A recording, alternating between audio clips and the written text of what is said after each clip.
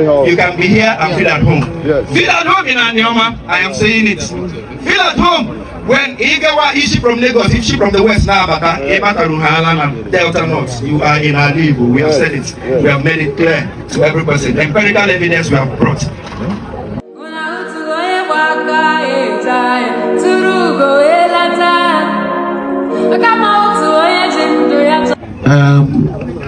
Nobody had to buy this book, and on my own, I'm asking them for free.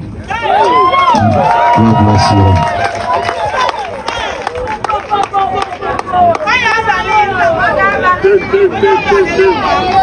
Nani Fernandez carried away. Even we have governed in Iono, as somebody I never get. Hello, Una Nuge. Nayana Sike, Unyo now. Today, I go follow Bishop. Don't take more than one. So because I'm a monitor, my own very good friend. I said that when a man is too handsome to behold, the man becomes beautiful. I don't monitor. Onye na-eghe anya bụ na Chineke ọtụ ịdị otu a na mgbede lekwa na otu ịdị n'ụtụtụ ọ kwarụrụ sefti ka eji eso ndị alacha ka pọpọ alụ ọnwa anyanwụ na alụ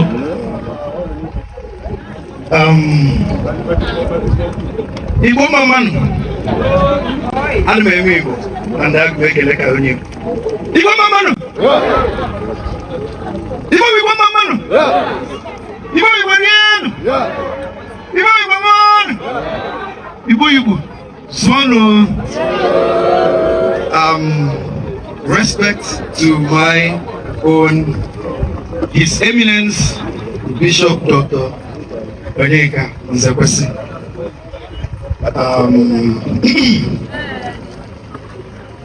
Agma na matara.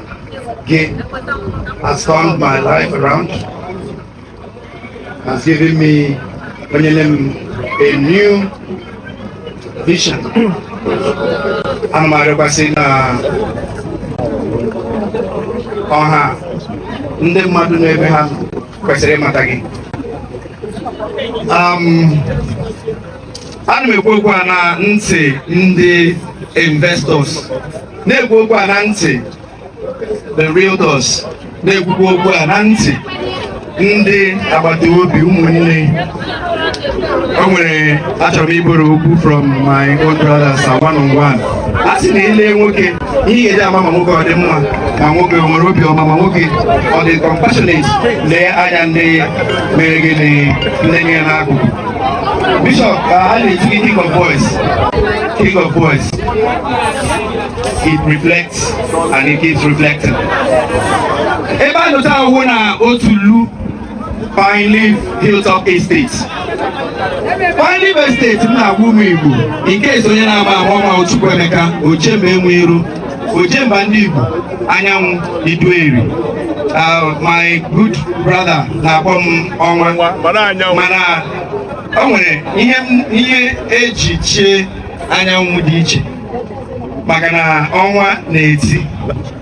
Ị nwere ike o nwere ndị ga-agali n'ọnwa gawara ọnwa nọtawa back to there, but anyanwụ nwebe onye gara. And that is why what we are doing in our league, we had to correct the identity conflict in our league, Gina succeed. And I took with them on the other side. And when I go to my location, you cannot get me because I am covered by powers. I am covered by prayers of His Eminence Bishop Dr. Onyeka Nzekwesi. I am covered by a lot of prayers whom we would have seen. Kamwa Igbo ya gawa n'ihu ya mewe ihe ọ na-eme. I don't know to look out to Anioma for ụmụnne m ndị si across the Niger.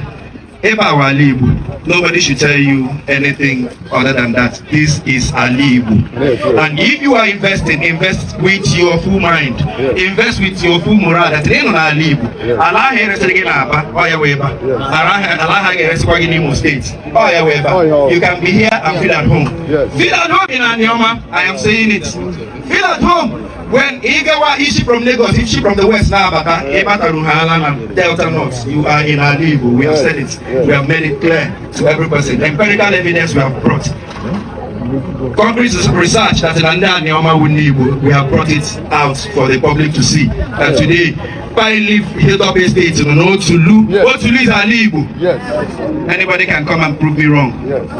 Or would you win the facts? So I am encouraging every person here, if you are here to buy, if you are here to inspect, if you are here to find out my Pine Leaf or I am telling you with everything, every information at my disposal that now. Do the business here, buy a piece of land here, and you have bought in a peace of mind. Yes. When you buy a piece of land in Pine Leaf Estate, you have bought what? Peace of mind. You need any other problem. You need any other thing. Now, another thing, Dika. I want to know Pine Leaf. Oh, Dika. You recharge G. He will issue Ishiji. Where he can come back, water that land. Come back. Now, when you put your money, ega hit in a bank in a repair. Small time, I tell you SMS. I will really charge it.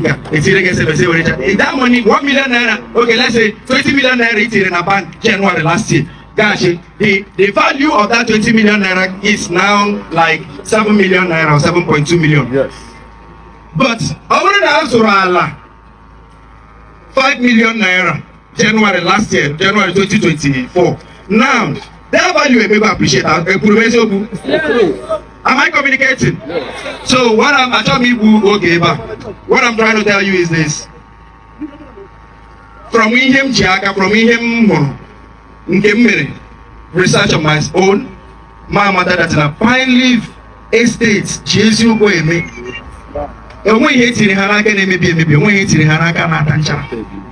have communicated this to my followers. I am saying it that invest in Pine Leaf. Yes. Invest in Pine Leaf. Yes.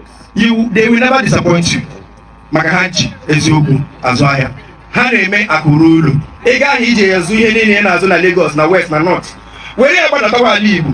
Wherever that Ali Igbo, because when you buy and I buy, the other brother buy. Ali Igbo maybe. I am saying this today, and I will continue saying it, that we shall all succeed as in Igbo. Yes. May God bless us all.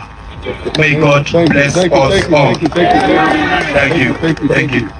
Kaikoro na anyanwu aka. Anyanwu na iwu. No. Thank you. No. Okunya Babatu. Baba na Igbo. And Oba Uri Igbo. Anyị ncha niile